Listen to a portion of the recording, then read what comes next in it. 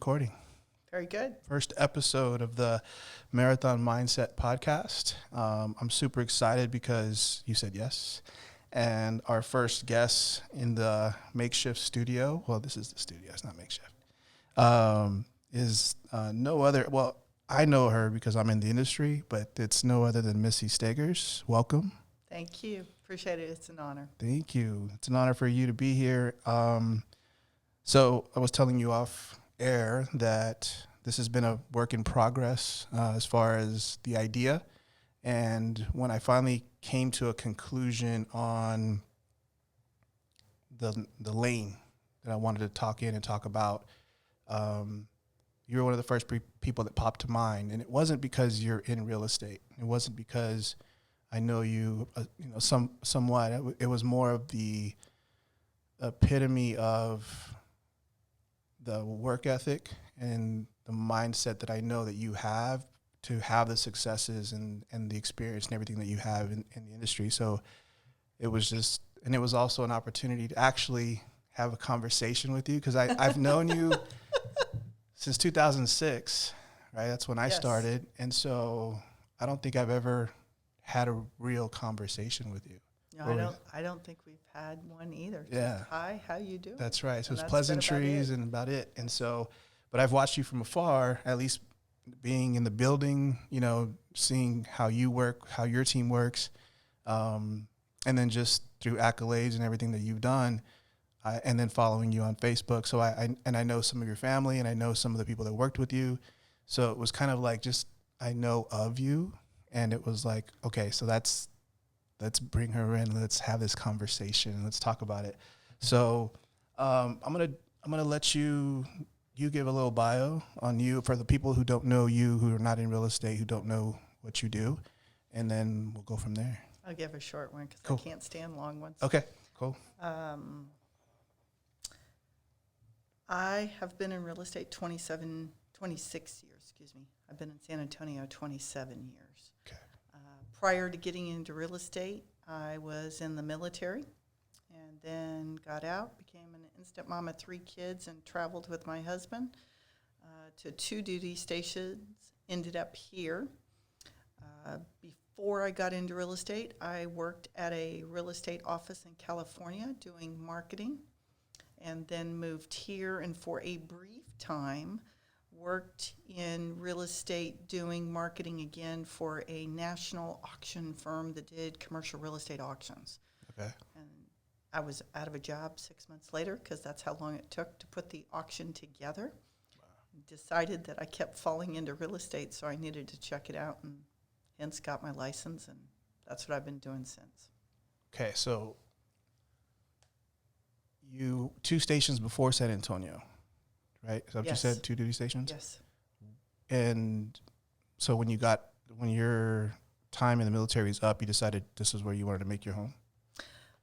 Yes, we moved here, and about 6 months after we moved here, we were looking at each other. We're both from the Midwest. My husband's from Iowa. I'm from Illinois. Okay.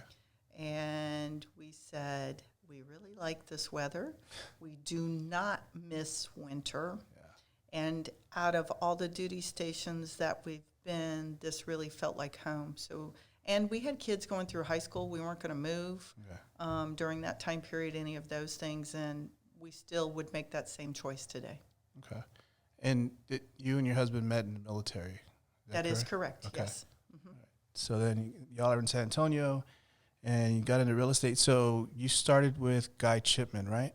I did. I started with Guy Chipman Company, boutique company, very well known back in the day. Yeah. And then Deanne Harper with Coldwell Banker bought out Guy Chipman Company, and I stayed. And I stayed because she had amazing ethics like Mr. Chipman had. She adopted a lot of his same programs, so it wasn't like putting on a whole brand new shoe. It's kind of like a half-worn shoe. Yeah.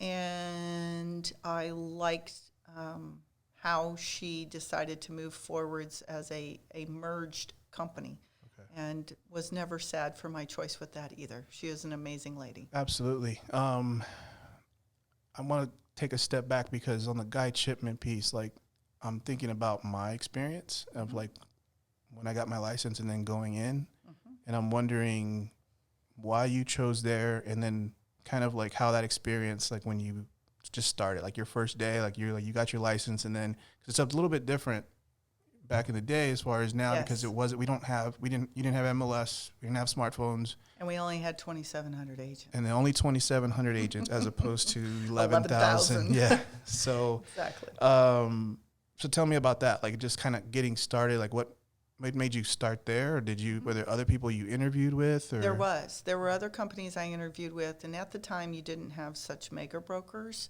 Here in San Antonio, you had large boutique brokers. Right. And to me, it was really important that they have a good reputation. I needed to feel good when I walked into the office. Right. They had mentorship and just a lot more professionalism when I walked in. Okay. It had a good buzz in the office as well. Okay.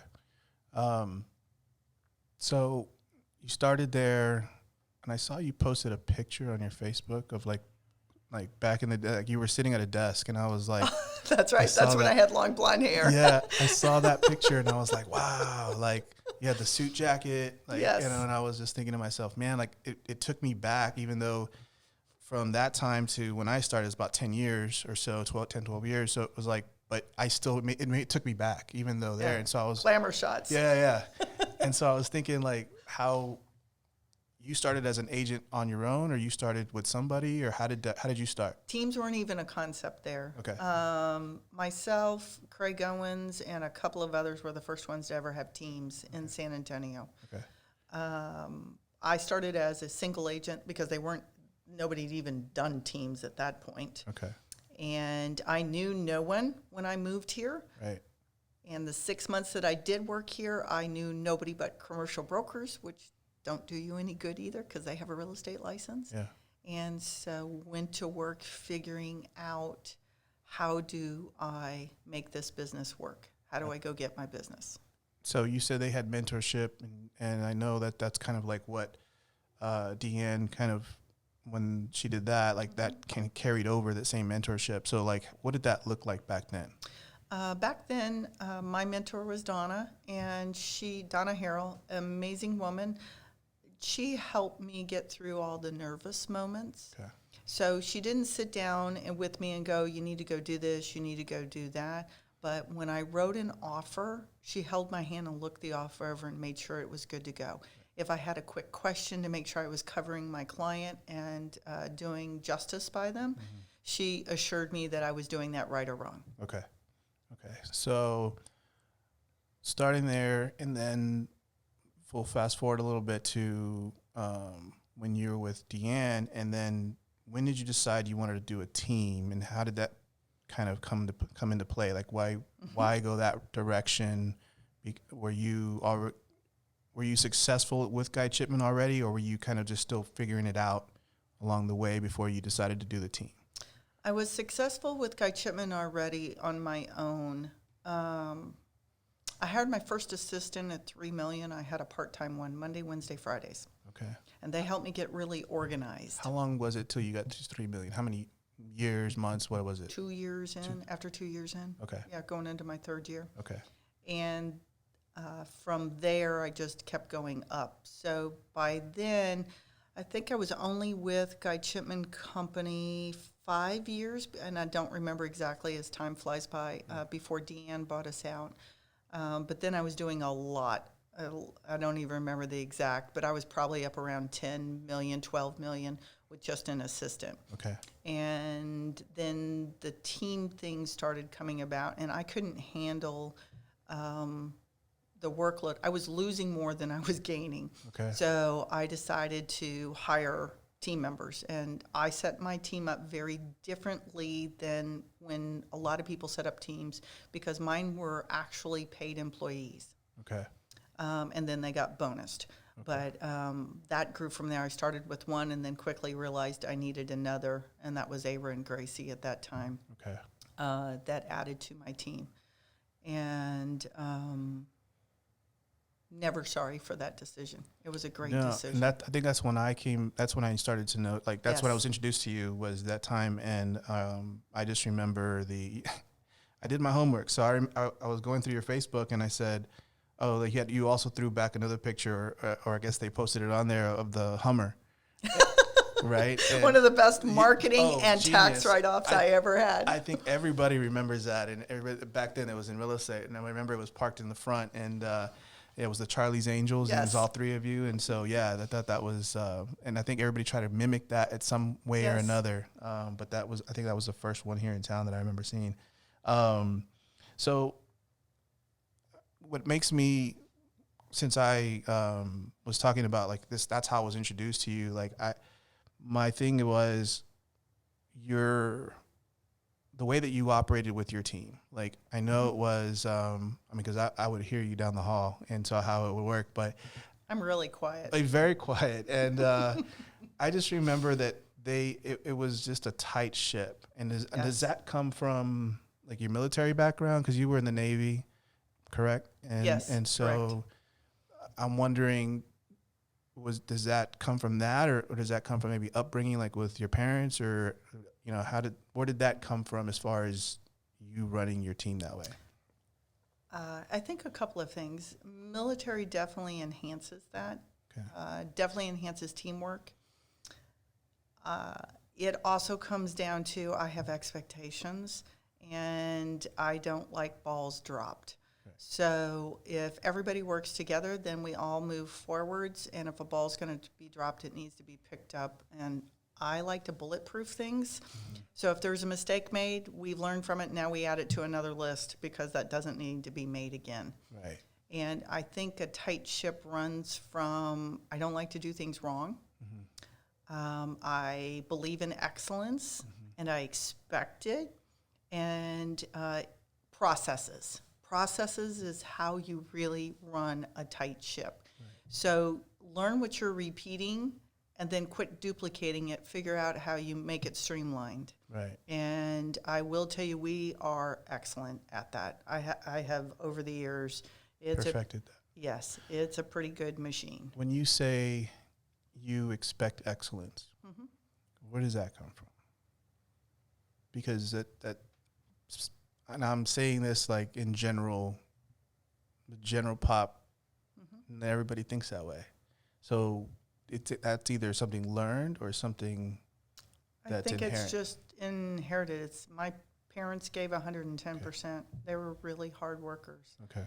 And I don't think if you're going to do something, you do it halfway. It's a matter of self-pride, I think, more than anything. So you had those examples. You were able to see that on a day-to-day, and that's where it comes. Okay. My dad had a saying, do it right the first time, you don't got to do it again. Yeah, amen. Yes, so that's true.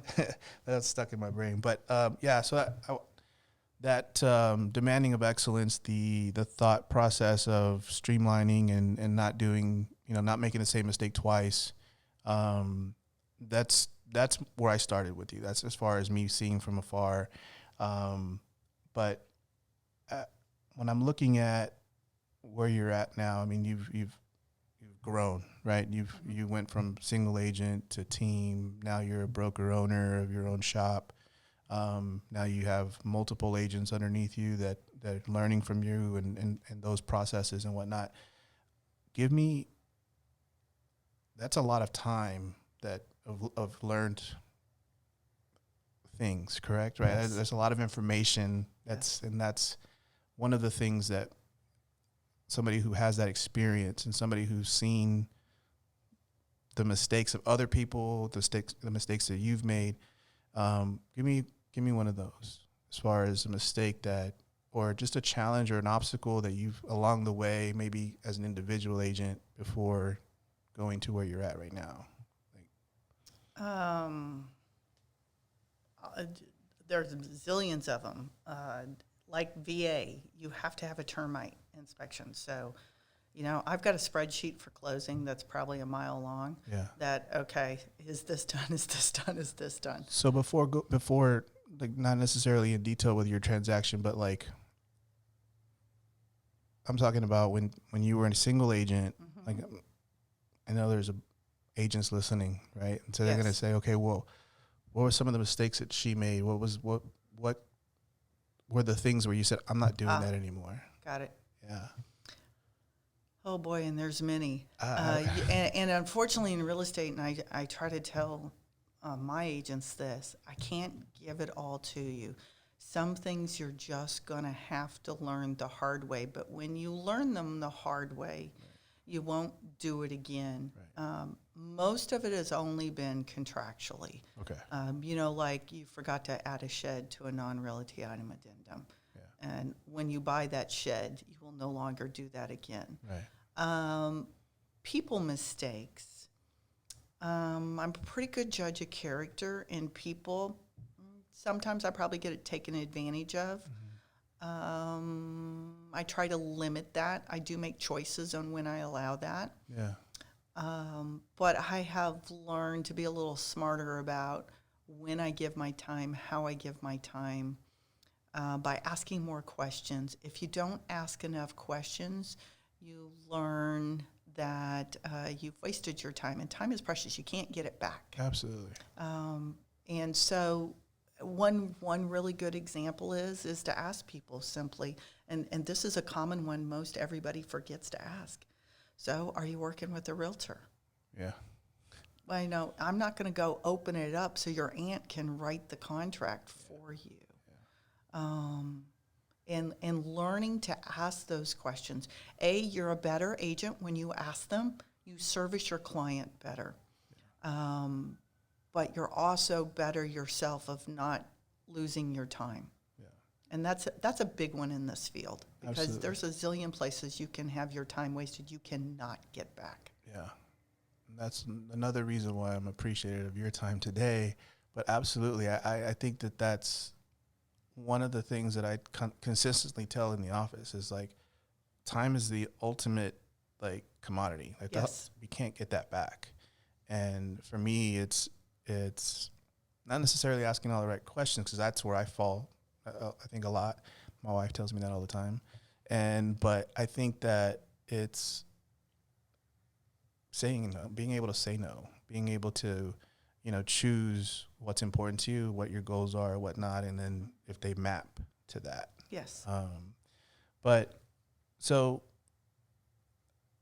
in this time with 2020 and all of the things going around in society as far as gender and just equality and whatnot, were there any challenges like that when you started? No, I think that's a mindset. Okay. I don't care. I never felt, so let me speak as being a female. Right. Okay. And I was young Right. when I started. So I quickly learned I needed to have a lot of knowledge. And if I could speak it, people didn't see my age. And then also being a young female, I'm professional and I'm selling real estate. I'm not selling sex. Right. And I'm not hanging out in a bar. Right. So dress appropriately. Right. You can look nice and not be advertising. Right. So I think those things were things that I was conscientious of, and then made the change to make sure I was behaving appropriately. As far as who I worked with, how I worked with people, I don't look at any of that. It's people are people, and my work is my work. Right. Okay. When you said that right now, it took me back to a situation with a client where you had to say no. Like, and I've done that. Yeah, because I was with Susan, and I remember us going to a listing appointment. I was just tagging along, but I remember her talking about what to the client, like what the expectation was, and the expectation was different. But and I looked at her and I said, this isn't the right fit. Like, we're not. When you're talking about working with other people, Yes. right? You're human. But if it's not something that, like, we're talking about time, is this going to be a waste of my time? Is this going to be somebody who drains my time? But at the same time, it's your professional reputation and how you carry yourself, and as far as who you're going to work with. And I for some reason, since there's 11,000 agents in town, like there's business for everybody. There is. It's not, we don't have to service everybody. And I Correct. don't think you can. I think it's almost impossible. I don't think you can either. There are just people that you're not going to be a good fit for. Right. Or I have learned in life there may be people that you chose to do business with and you find out it's a very bad relationship. Yeah. And it's good to be the one to end it. Don't wait for them to end it. Right. Be professional and end it. Yeah. Especially those that want to suck the living day life out of you, that want to call you at 10 o'clock at night, do not care that you're in the middle of a grandkid's birthday party. Right. They're the most important thing in this world. And, no, sorry, they have time off too. Yeah. They have times when they're not available for their boss, and their boss doesn't call them at midnight.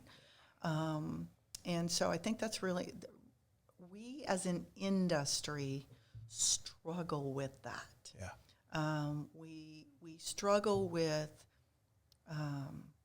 telling people no, and we struggle with time management of we should have a life too. And I've been on both ends of those pendulums. Yeah. I'll tell you a story. I haven't shared it with a whole lot of people, but I learned a very, very valuable lesson in life, and it will be probably one of my biggest regrets I've ever had in my life. And if I could take it back, I would. So I'm going to share it because I want people to think. As you know, I lost my son, and we went through a lot of illness with him prior to me losing him. So you get a little desensitized to every little thing because of the fact that you're living it, you're walking it, okay? And my son had to go into the hospital and get a bronch test done because we were having a couple of issues. And they said it's going to be a couple of hours. So both my husband and I booked an appointment and then would come back because we've done this a lot. Mm. This wasn't a big thing for us because we've done this a lot. Yeah. I get there just in time to see them trying to revive my son. And then I had to call my husband and say, get here now, he's dying. And that was because I had a client that insisted that she had to meet at this time. And from that day forward, no one comes before family and before what's important. Because if they can't understand that and comprehend it, then we can't do business together. Right. Absolutely. Thanks for sharing with that. I know I didn't even want to go there with a lot of this, like, I know of your life only through social and through the people that worked with you. And you've been through a lot. And you've been through a lot. And your faith this is, again, I don't know you personally that way. But God bless social media in that way, because we could get to at least know a little bit more if we share it, right? And you've been so candid in sharing a lot of it. And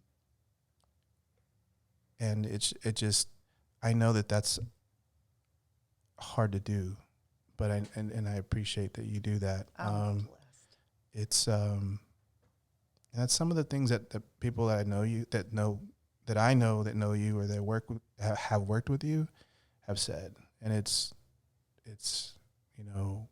hard worker, her faith, woman of faith. And I think it was the one that stuck out to me was just the fact that everybody said almost the same. Every person that I asked, there was one word that they said that kind of all was the common denominator. It was fair. And I thought, that's interesting, because I'm like, they all had similar words, but it was the one that was fair. And it made me think about your team. It made me think about the people that work with you, that day in, day out, they they know your struggle, they know what you're dealing with as an owner now, and can, you know, you share all of that. You wear your heart on your sleeve with them. And so I just thought that was really cool, because it made me think of people around me, you know, and it's like, okay, are we being fair with everybody, or is it just, you know, it's not selfish. It's not like, Right. And so I don't know, to me, that's the biggest thing. And that I see the people who are not selfish with their time with the people around them, the people that they love, especially in this industry, because again, that's all we have. We only have that certain amount of time. And when we're working with clients, it's like, okay, but it's the people that this is not, I don't know how to say this. It's not, it can't be all done by yourself. No, it can't be all done by yourself. You know, and so just seeing your team and just seeing that's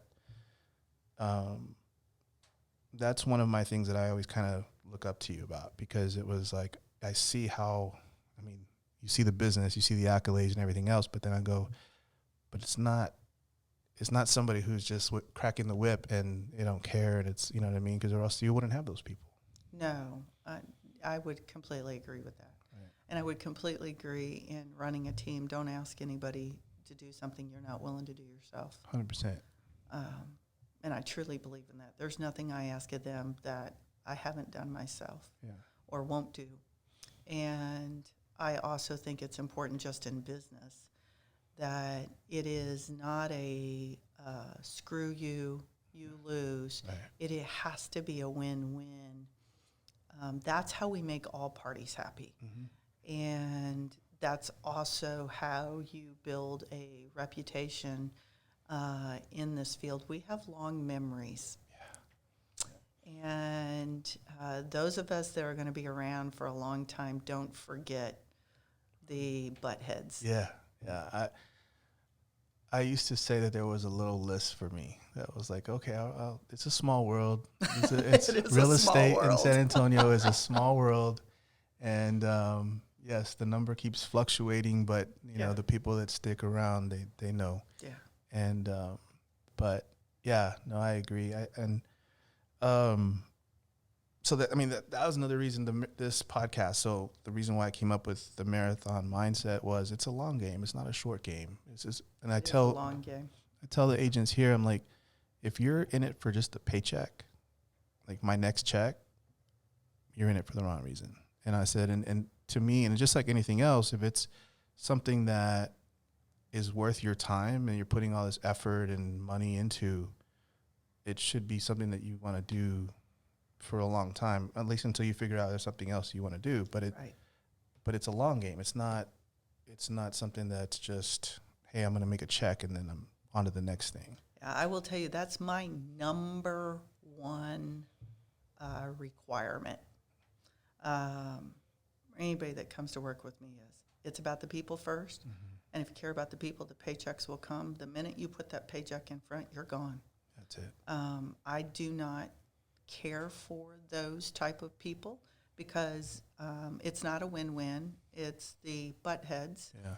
And they're going to live a very short-lived career because they got to constantly generate new business. Yeah. Because no one's going to come back to them. Right. Right. And you try and tell them that, and if they learn it, they'll have longevity in the business. Yeah. And if they don't, they'll get burnt out and puttered out. So speaking on that,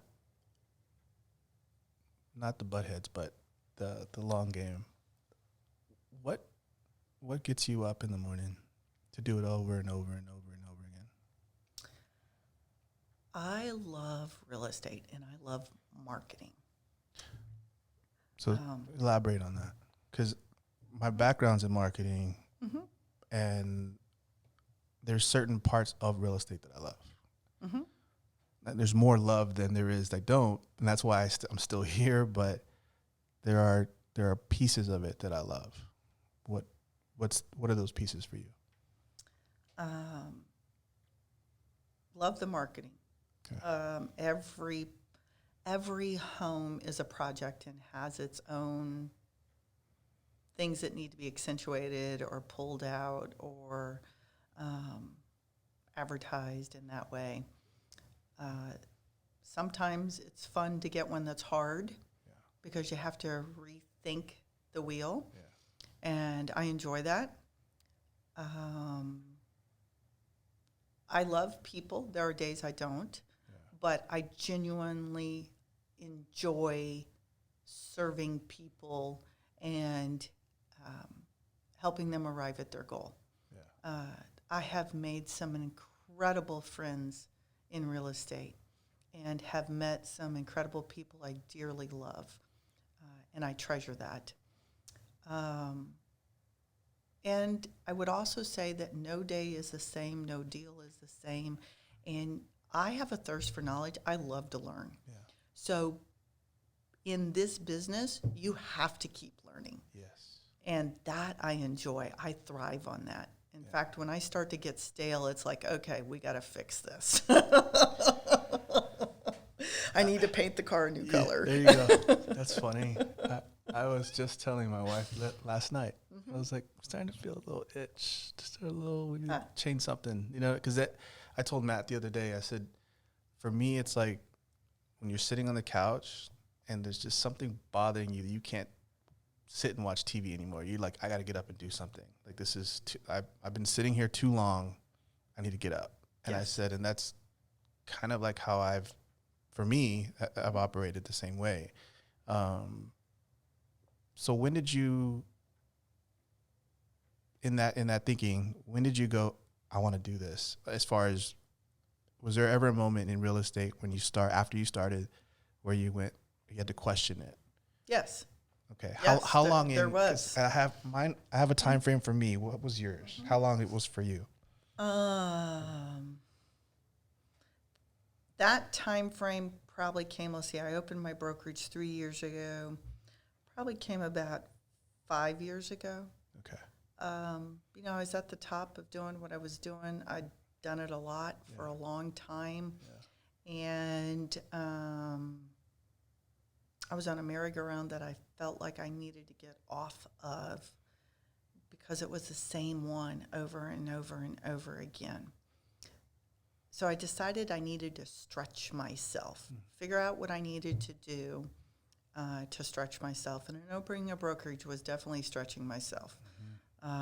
For 3 years of business, I banged my head a lot and tried to perfect things, and lots of hours. But I'm starting to see the rewards for that.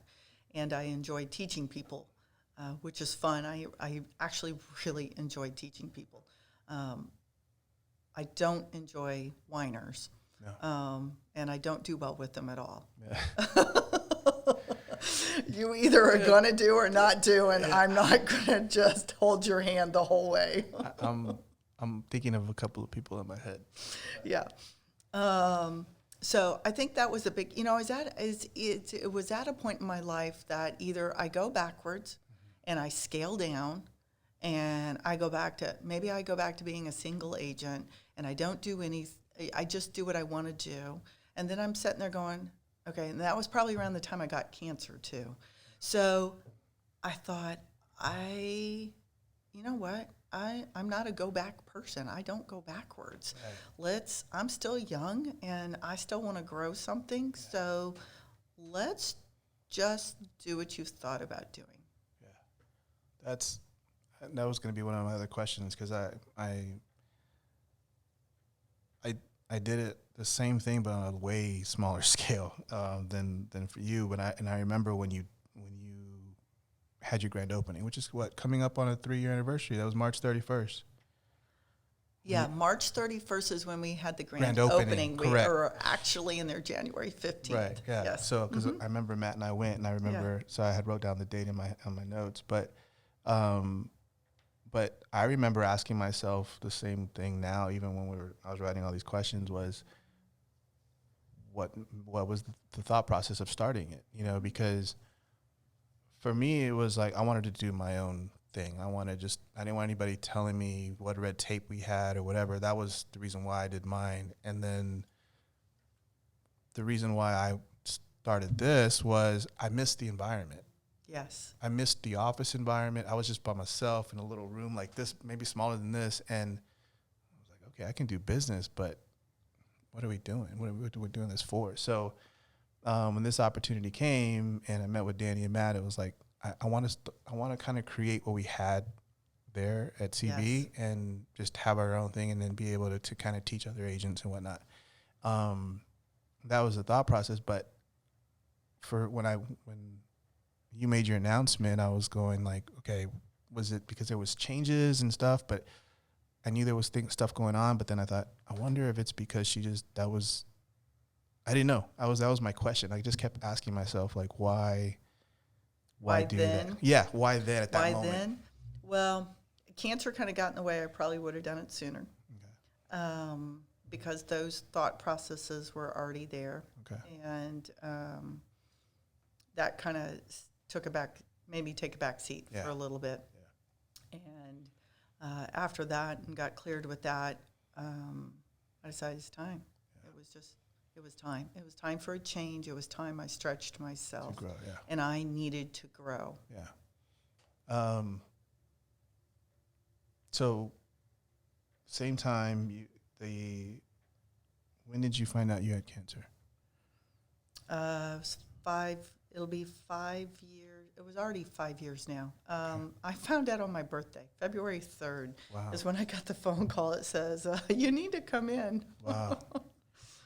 So we've established you're a fighter. We've established that you've made it, you've been in this business for a very long time. You've been through the ups and downs, 2008, and I'm sure there was other ones besides that. That's just the one I know, the big one. The changes, the technology changes in our industry, and all the different things that we have to go through and learn and redo. And what was your biggest fight? Was it cancer, or is it been just the business and the growth of the business, or family things? I mean, I'm sure you have a bunch of them, but I want to know, like. Cancer wasn't my biggest fight. I was really blessed because I caught it really early. So that was just a hiccup. Yeah. I would say starting over, because when I started the brokerage, I started over. And I won't lie to anyone. I will tell you, it was like starting real estate all over. Yeah. And my first 2 years, God love Ara for being in this with me, I banged my head a lot because I had so many balls in the air. And for me, opening a brokerage was not just, okay, I got my shingle. Yeah. I had to perfect what I was going to teach, what my systems were, how I was going to run the office like the machine I had before. Right. And that was a challenge. Because you're not going to go back. It's got to be forward. Exactly. And I put myself in a broker class. And you want to talk about the most humbling experience. It was Missy Stagers being pissed off because I was the least intelligent person in the room. Really? And I was pissed off because I was the least intelligent person in the room. I wanted all their knowledge. I wanted it now, and I wanted to accomplish what it has taken them years to accomplish. Right. And I only know that for myself from being an agent. Right. But I couldn't get there quick enough, and so it was very frustrating to me. But it was amazing to be in a room with people that. One of the guys owns the largest Century 21 franchise in Canada. An amazing person, very sharing, and it was just great conversations of just trying to figure out how I get there quicker. Yeah. But there's not really a shortcut. No, there's no shortcut. You must earn it and walk it. Right. And so, I mean, that's what there are no shortcuts. I feel like I repeat myself over and over with that saying here is like, there's no shortcuts. No. And what we see online and all this other stuff of people making it look like there's all these, that you get your license and this is what it looks like. Yeah. And I'm like, no, that's not how it goes. But so that's interesting because that makes me feel a little better. um, but your mindset of excellence and of you demand excellence of yourself, of your people around you. That's why I think that road was harder because of that expectation, Yes. right? I mean, anybody we can put our shingle up, like you Yes. said, and then just operate as maybe everybody else does, and it's just like, okay, well, this is what it is. There's not so much headache after that. But I think when you're trying to build something that, especially at the level that you had with your team and prior to that, I think it's hard. Not everybody can do that. And but kudos to you for 3 years already, and you have 30 agents. How many agents you have? Almost. I think I'm at 27, 28. 28. That's awesome. And Ara. Yes. Ara, Gracie. I remember that. So shout out to them. And so you answered that. Give me your self-care, self-improvement. What's your best self-improvement practice? Like, you said you were a learner, that you're constantly wanting to learn. Like, what, besides the brokerage, because that's your biggest tool to learn, is because you have the agents, you have learning, just being an owner. What are one of the things that you do to continually grow and to continually improve? Believe it or not, I do two things, actually. I read books, business books. Highly recommend reading. Try to get one business book in a month. Sometimes it takes me 2 months, whether it's on a podcast or Audible or any of those things. Yeah. And then try to pull something out of that I can implement. The second way is I actually take a lot of classes. And give you an example, I just booked 6 classes, 1-hour classes already for this year with CRS. Oh, okay. RRC, whatever you want to call the change. I don't know why everybody feels like they have to change. But they have online classes, and so I had 6 topics, and I'm always interested in learning what someone else is doing to see if it's something I want to incorporate into my own business. And so I don't take courses because I get hours. I take courses because I can learn something from it, and I take over the minimum hours every year because there are things that I want to learn. Yeah. So on that note, do you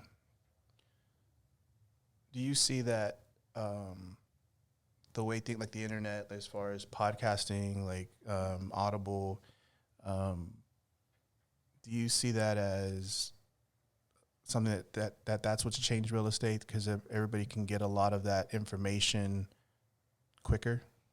Or yes and no. Yes, because of the fact that it's easier to access. No, because unless you're around people that's been there, done that, and can help you and give you some suggestions, sometimes implementation is not the easiest. Yeah. No, I agree. I think it's just like going to a conference, and then they have one of those guest speakers that is they're smart than everybody else, and they tell you what you need to do, but you go home and you don't even do it. Right. No, there's no implementation. Like you said, you learning for something from your book and taking that a good idea, but not implementing it. Right. Yeah, I think that's true. I think that it's the effort that they look at and they go, I don't know if I want to put that effort into it, and then they don't do it. Well, and I think ultimately, and I had to learn this, my staff hates when I go away to learn something. They do. They cringe. Yeah. They're like, what is she going to come back with? Exactly. Yeah. But I have learned you have to pull one nugget, write the other ones down, but pull the one nugget, put it in the list. I have a priority list of stuff I'm constantly working on. Like written down or Written down. Okay. Written down. I just keep adding to it, Yeah. and then I'll reprioritize it because that's the only way you really get stuff done. Is to do it that way.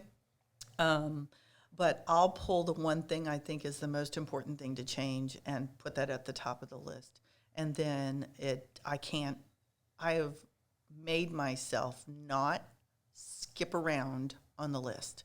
Yeah. I've told myself that I can't work down the list till I accomplish the thing that's on the top. Okay. That's good. That's So cool. it makes me do it. Yeah. So we kind of skipped this when I asked you about your time with real estate and then like what you love about it. But I wanted to ask you this question because like what gets you your juices flowing like the most, like in business and real estate? Like what part of it is it? Negotiating? Is it the client? Is it the obstacle with the listing? What I know for me what it is, and so I want to know for you like what when you're in it, you're like, I love this. This is my jam right here. What is that?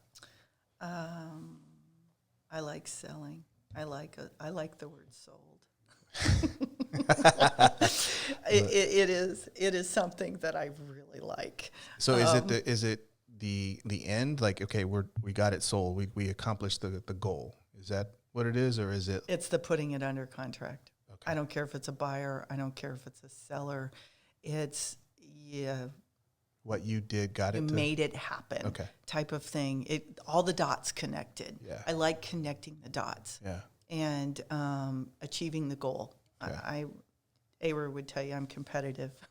Yeah. So, and I'm more competitive with myself than anything else, but I enjoy that part of it. I get thrilled with that. And it's not so much that I did it for myself. I made it happen for other people. Yeah. And so I was successful in doing that for them. If I have to tell you the other part of real estate that really gets my juices going, and I go back to the marketing, the business part of it. I love the business of real estate. Yeah. I think for me, the constant change of every deal is never the same. Yeah. Our industry changes so much on a yearly, monthly basis. And it's the reason why I got into it, and it's the reason why I've continued to do it, because of that constant change. I think like you, like if you get bored of something, like I need to do something else. Like I don't want to do this anymore. And so I think for those reasons, that's why I've continued to do it. I mean, my point came at 5 years in. Was like, do I want to do this anymore? Like, this is just like the grind. It was like, I think it was kind of like after 2008, but we were coming out of it, but I was just kind of like, But once I said, no, I'm going to keep doing this, then it was like, it committed. Like that was something that I just need to put more into it, that I felt like, yeah. And so, I don't know. I'll keep thinking about your challenges, but I don't know. I don't think that there's. So I'm going to go forward with your brokerage. I want to ask you stuff about. Sure. Besides the operating part of the brokerage, what is your biggest challenge with like agents, with people? Now that you're a teacher, now that you're an owner, what do you think the biggest challenge is there that you're facing right There's now? two. What's that? I can tell you really quick. Okay. First one is for people to fully understand what being self-employed means. That's number one on the list. Of you or No, of themselves. Got it. If you're going to help them build their business and they're going to become a real estate agent, understanding what self-employed means. Right. And I had a coach tell me something that was really important. I ask all my agents. In fact, they all fired themselves when I asked them this the other day. I said, pull out a calendar. I want a 7-day calendar in front of you. And I said, write down what you've done this week in real estate to work on your business or in your business. And I said, now put how much time you think you put into each one of those things. I said, does it equal a 40-hour week like you just came from? Because this is a job. And I said, and if I was sitting across from you and I gave you that same calendar, would you hire me? Because they don't understand this is a career. This is a job. It's not a free hobby. time. Yeah. It's not a hobby. That's it exactly. Free time. And that and to learn, because I'm adamant about this one. This one is a no-break rule. People come before paychecks. Yeah. And the minute you start making that paycheck happen by negotiating your paycheck away to put a deal together, and it really wasn't the right house for them, but you wanted that paycheck, not going to work at my place. Yeah. So have you had a conversation with an agent where that maybe you've hired and then it didn't work out? Have you had to let somebody go Yes. because of that? I've had to have a conversation, a learning lesson around that. Yeah. And I've had agents that did not have the right personality and believing in being professional, treating each other kindly and correctly. You're in a deal together. Yeah. It is about you have common goals for two people. Right. And we as agents need to get out of the way and shut our mouths up and not be ugly or speak for our client when we never even spoke to our client because we think we're doing what's right. Right. Get out of the way of the client and achieve the goal. It's not hard. Do you think also because it's like some agents, or I mean, we all do it, but where it's emotional for the agent as well, where It can't be. right. But I mean, do you think that that's part of the reason that they get emotional? They get caught up into like maybe ego, pride, or something too. Yeah, they put themselves in it, and they need to pull themselves out. Yeah. I don't care if it's ego. I don't care if it's pride. I don't care if it's a know-it-all. We don't belong in the transaction. We facilitate the transaction, Right. not our money. Right. 100%. So you mentioned a coach. Mm-hmm. When was the first time you had a coach? When did you start? First time you thought, I need a coach outside of what I'm doing? That's a good question. I've had 3. It was before, probably about 7, 8, it may even be longer, I don't remember. I had Max here locally, who helped me with some marketing things and some working through thought processes. And then, and that was more business related versus real estate related, because he's not a real estate coach. It was business related, and he really helped me to think outside my normal box in my brain on some things. And then when I opened the brokerage, I went and got a coach, or basically I signed up for a school for a year, T3, Stefan Swanpool. Okay. I thought I need to learn a lot more about this. It's not just that easy if you're going to do it well. Right. And it was worth every dime I paid. Okay. Definitely opened my eyes to things I hadn't thought about before, because you have to realize I came from being an agent, not business. Right. And running a brokerage is business, not just being an agent mentality. Although I think it's awesome that I have both mentalities mixed in. And then it was it'll be I think a year in September. I signed up with Workman, and I have a wonderful coach there, Paul Sussman, who's overseen and ran 9 Keller Williams offices in California. And so he has been amazing on facilitating with brokerage questions, Okay. as well as growing my team, because I'm growing my team as well as the brokerage. While you're operating, yeah. Yes. because I am a competing broker. I had no desire to get out of real estate and only run a brokerage, nor do I have a desire to give up my database. I've been doing this too long. Yeah. And that was one of the things that I learned when I went through the brokerage class, was a lot of them said, whatever you do, don't give up what you had. Yeah. Don't give it up. Yeah. And so I heeded that advice. Okay.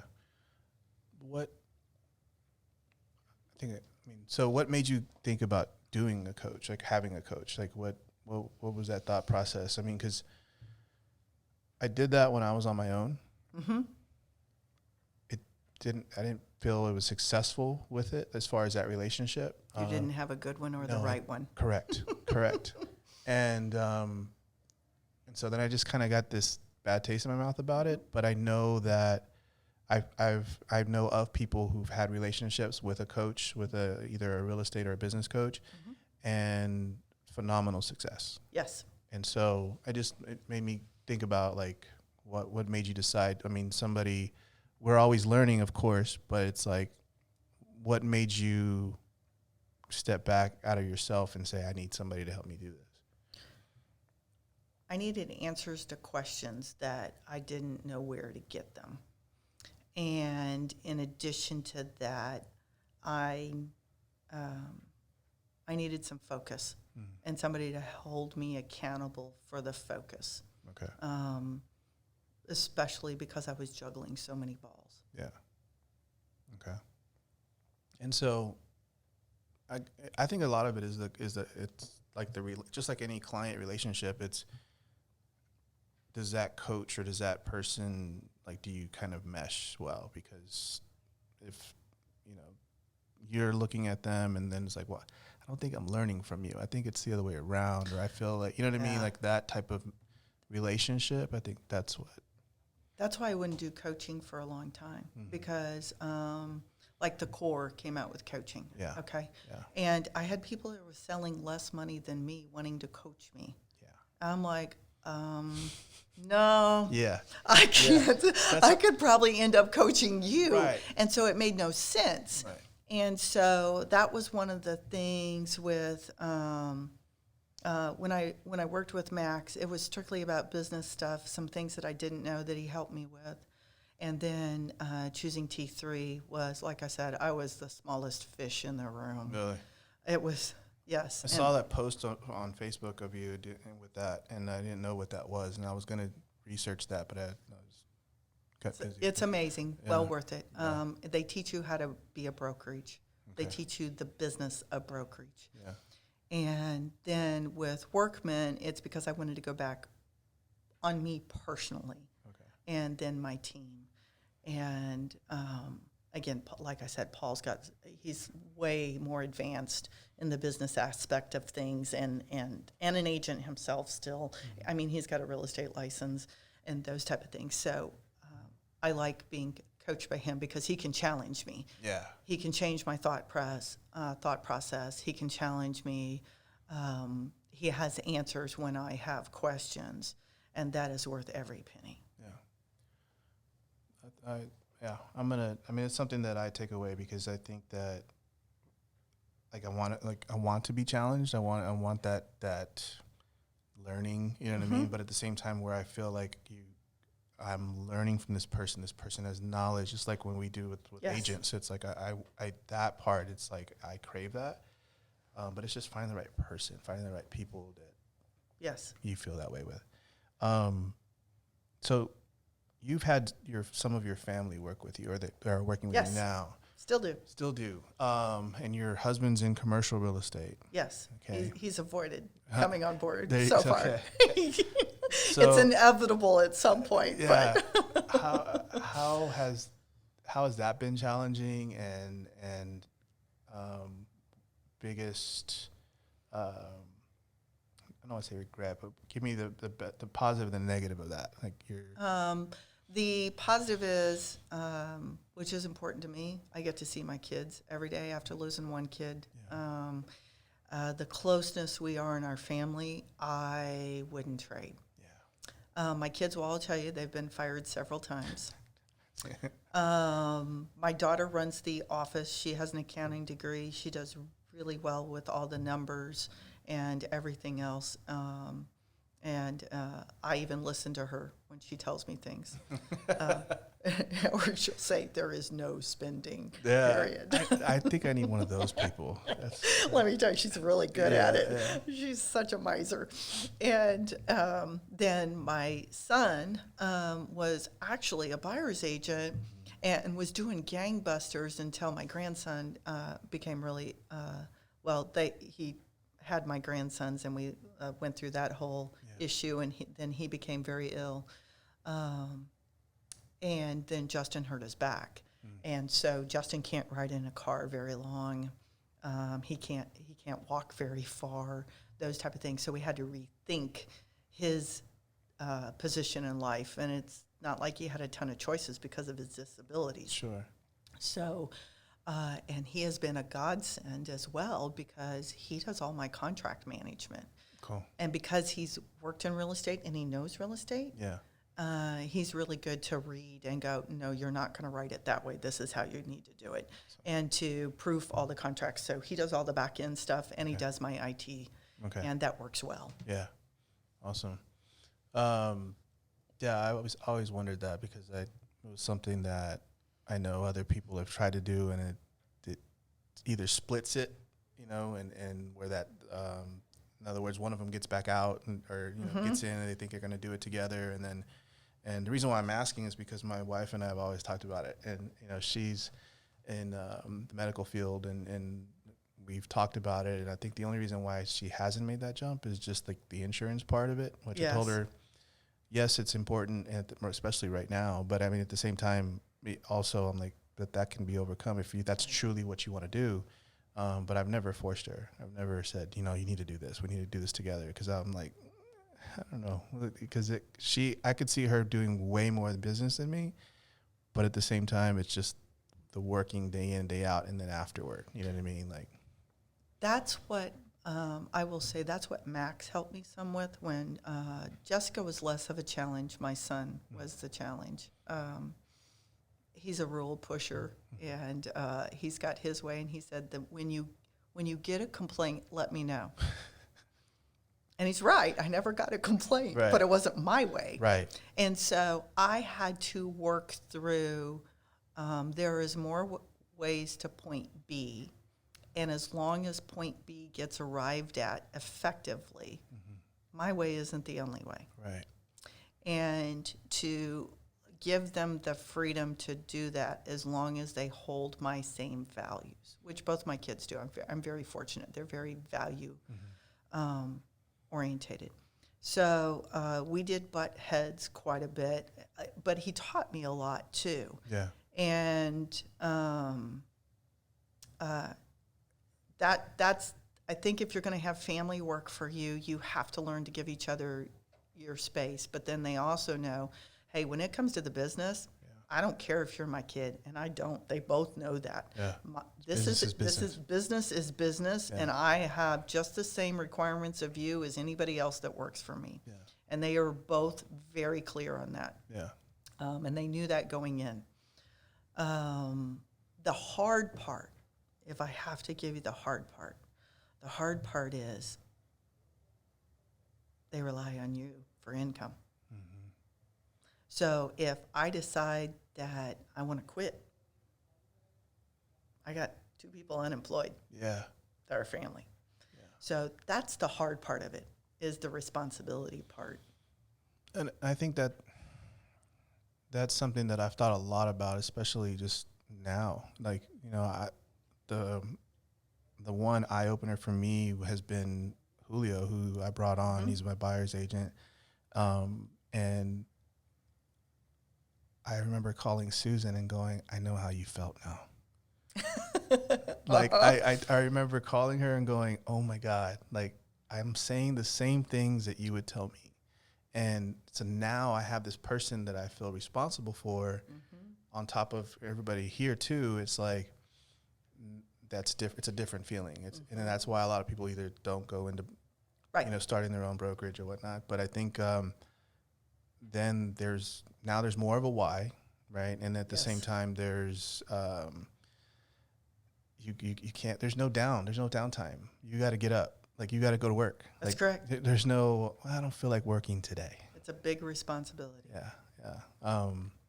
So that definitely rings very similar.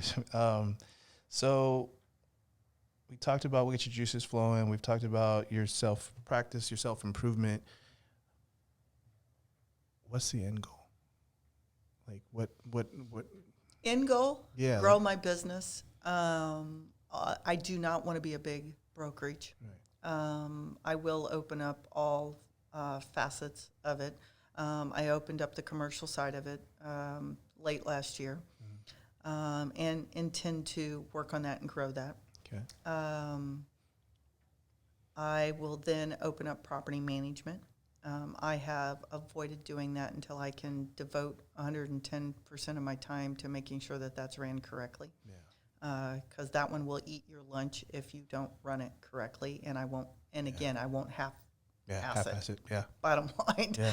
So, that's probably about a year out. I know I keep telling people it's about a year out, but it's about a year out from now. I'm finally getting on top of the brokerage part of it, where I'm getting comfortable, where I can build another part of the brokerage. So all y'all property management companies, y'all watch out. Yeah. Coming for you.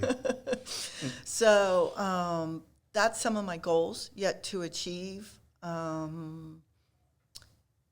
Again, I go back to I want to be a small company of excellence. I don't care to be a body count in a big company. Yeah. And in the end, my kid can either run it or I'll sell it. Okay. So, I mean, like, at the we all, I mean, this year's been crazy, right? And I think the one that sticks out in my head right now, besides what we're going through right now, is just the Kobe situation. And I remember telling everybody here, it was like, life is short, and then you die. Yep. So, lived that way all my life. So what are you doing? Like, are you working for the check? Or what do you know what I'm saying? So I would ask that question to make them really go, what's important? What's important to you? I get this. This is what you do for your to pay your bills, to provide for your family. But are you doing the things that are important to you? Like, is that, you know what I mean? And so my question when I say, what's your end game, is not necessarily what do you want to be known? Like, what do you want to be known for when it's that time to stop? When it's time to stop,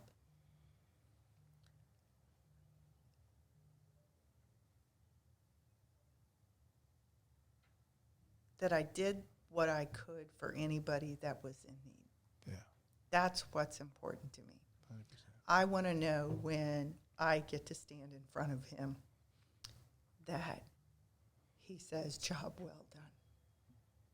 That's what's important to me. I agree 100%. And I thank you so much for you saying yes, for you being the first person on this podcast. And we could stop at one. I don't care. Because for me, this time that I got to spend with you just reinforced a lot of what I already thought about you. And I wanted people to hear your story, because I don't have to talk about mindset directly.